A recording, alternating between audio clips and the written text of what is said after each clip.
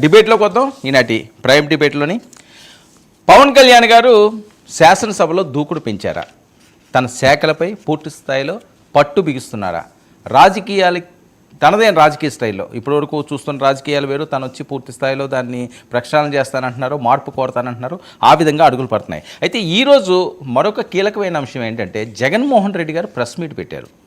అందులో చాలా అంశాలు ఆయన ప్రస్తావించారు. ముఖ్యంగా మా కుటుంబంలో విభేదాలు ఉన్నాయి, ఎవరి కుటుంబంలోని విభేదాలు ఉండవా, అది మాకేనా, మమ్మల్ని అతి నీచంగా మాట్లాడుతున్నారు. మరొక అంశం కీలకంగా వర్రా గురించి ఆయన ప్రస్తావించారండి. వర్రా గురించి ఆర్జీవీ కోసం ఆయన ప్రస్తావించడం జరిగింది. వాళ్ళ మీద అక్రమంగా కేసులు పెట్టారని ఆ బయటలవి ఉన్నాయి, మీకు నేను క్లియర్గా వినిపిస్తాను.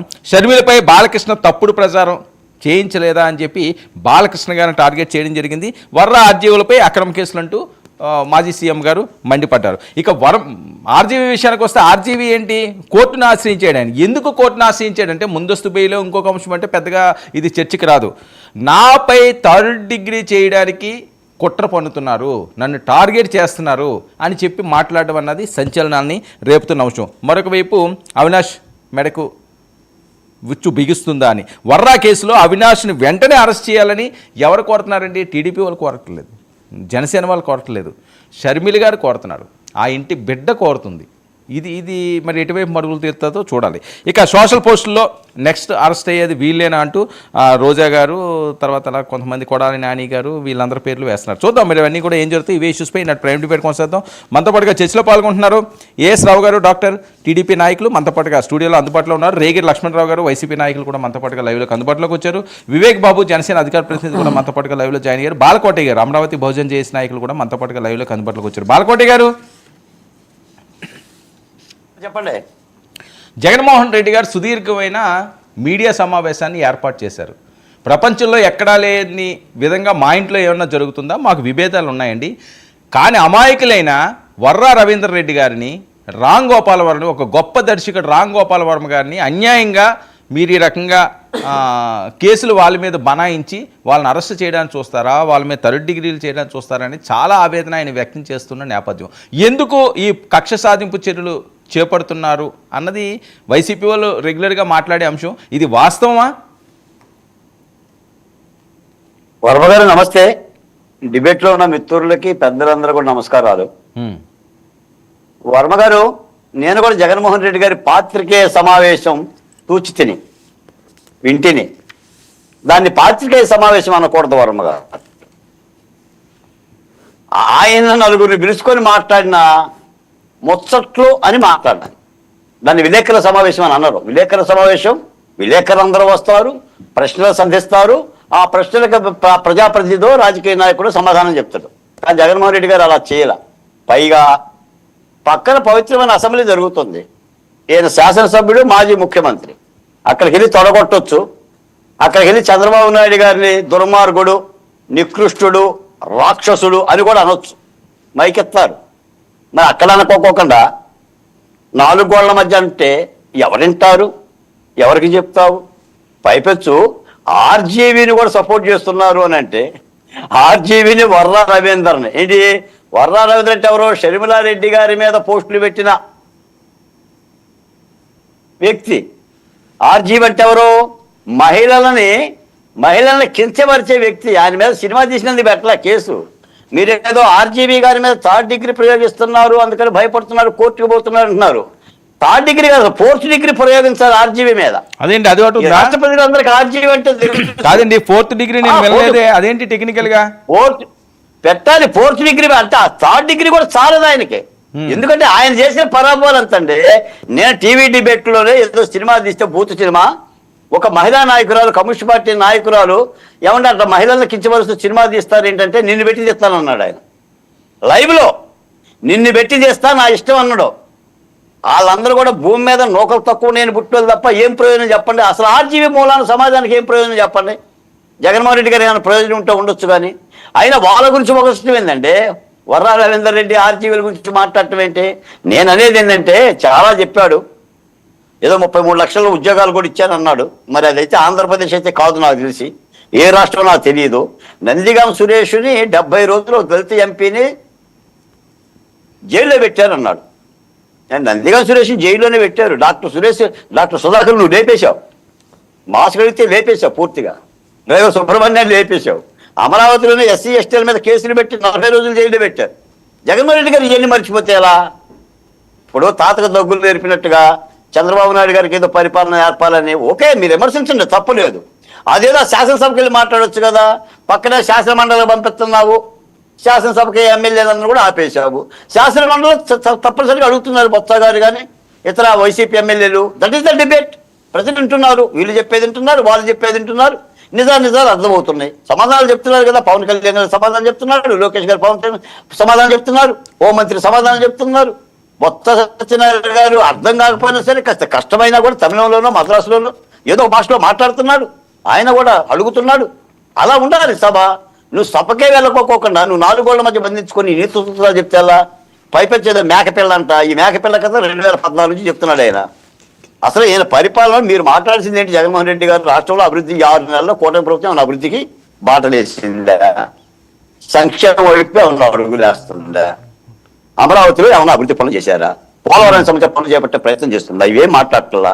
వాళ్ళ కుర్రలను ఒక 4 రిటైర్డ్ అధికారులని టీముని చేసి కూటమిని చేసి వాళ్ళ చేత వైసీపీ నాయకుల్ని కార్యకర్తలని సోషల్ మీడియా వాళ్ళని కూడా ఇబ్బంది పెట్టుకునే విధంగా చేస్తున్నారని చెప్పేసి ఆయన వాపోతున్నాడు. నాకు తెలిసి అయితే వర్మ గారు జగన్మోహన్ రెడ్డి గారు మాట్లాడిన ప్రెస్ మీట్ అంతా కూడా 6 మాసాల తెలుగు కూటమి ప్రభుత్వ పరిపాలన గురించి మాట్లాడినట్టుగా లేదు. నాకు 5 ఏళ్ల జగన్మోహన్ రెడ్డి గారి పరిపాలన, తన పరిపాలన గురించి తాను చెప్పినట్టుగా అనిపించింది నాకు. ఎందుకంటే 5 ఏళ్ళు మేము ఆకలిసే చెందాం, మేము అందులోనే ఉన్నాం, అదంతా విన్నాం కదా సార్. ఇప్పుడు అసలు ఏముందని చెప్పేసి పరిపాలన అంతా దుర్గమ చేసుకున్న మాట యథార్థం కాదండి.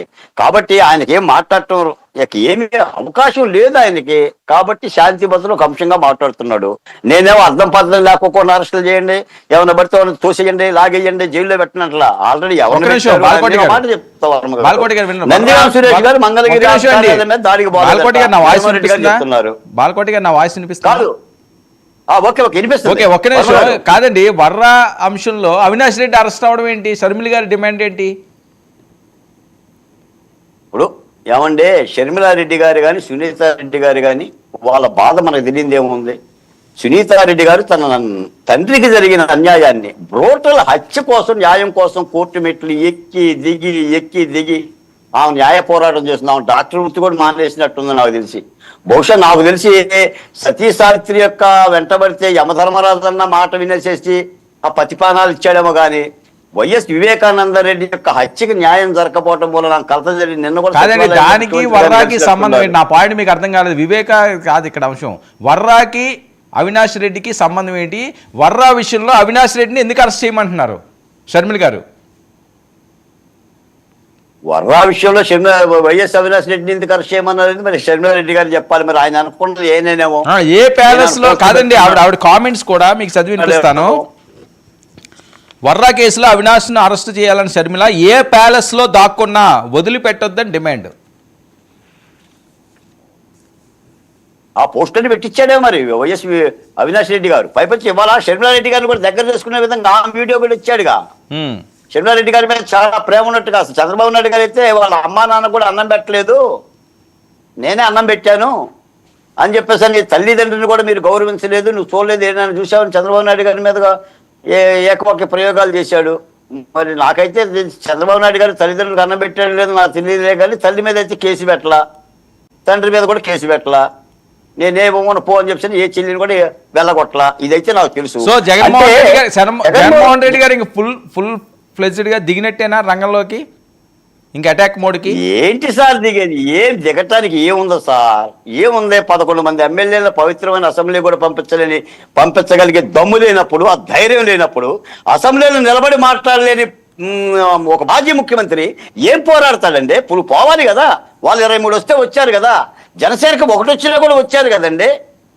1 వచ్చినా కూడా ఒక్క ఆయన వచ్చాడు కదా 4 రోజులు. నువ్వు లాక్కున్నావు. కానీ నువ్వు అసెంబ్లీలో ప్రజాస్వామ్యంలో నువ్వు తెగించి నువ్వు అసెంబ్లీకి వెళ్ళి నువ్వు ప్రతిపక్షం ఉండా లేకపోయినా నీకు ఇచ్చిన అవకాశం మీదకు ప్రజలతో నువ్వు మాట్లాడాలి.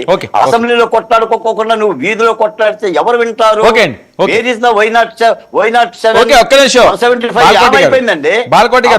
జ్ఞాపకాలు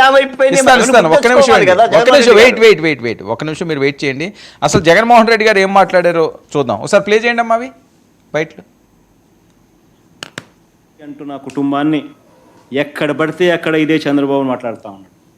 ఆశ్చర్యం నిజంగా అడుగుతా ఉన్నా. ఇదే మరి చంద్రబాబు నేను సూటిగా చంద్రబాబు అని అడుగుతా ఉన్నా. అయ్యా నీకు కుటుంబాలు ఉన్నాయి, నాకు మా కుటుంబంలో విభేదాలు ఉండొచ్చు, కానీ నువ్వు పెట్టే పోస్టులు కానీ నువ్వు చేసే క్రూరమైన రాజకీయాలు కానీ ఎవడు చేయడు, ఒక్క నీలాంటి దుర్మార్గుడు అయితే తప్ప. తల్లి చెల్లి అంటూ నా కుటుంబాన్ని ఎక్కడ పడితే అక్కడ ఇదే చంద్రబాబు మాట్లాడుతూ ఉన్నాడు.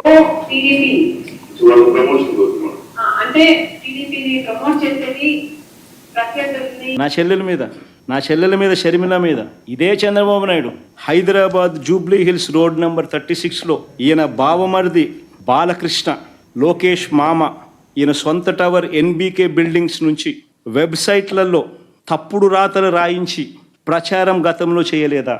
పోలీసులు హైదరాబాదులో పోలీసులు దర్యాప్తులో ఇది తేలలేదా? ఇంతెందుకు ఇదే షర్మిలమ్మని అప్పుడే చంద్రబాబు నాయుడు గారి నైజం గురించి, చంద్రబాబు నాయుడు గారు చేస్తా ఉన్న ఇటువంటి తప్పుడు ప్రచారం గురించి ఏమనిందో ఒకసారి అది కూడా విందాం ఒకసారి.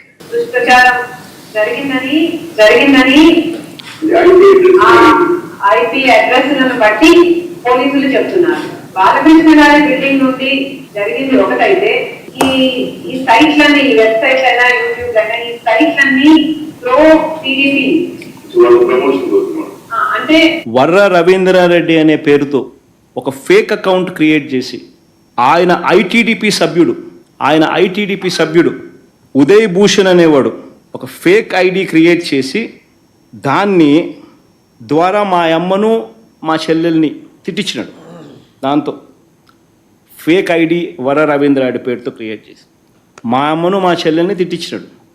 ఒకవైపున అది తిట్టిస్తూ ఆ వర్ర రవీంద్రారెడ్డి అనే ఆయన పెట్టిన కేసు ఆధారంగా ఫిబ్రవరిలోనే ఆ ఉదయ్ భూషణ్ అనేవాడిని ఐటీడీపీ వర్ర రవీంద్రారెడ్డి అనే పేరుతో ఒక ఫేక్ అకౌంట్ క్రియేట్ చేసి ఆయన ఐటీడీపీ సభ్యుడు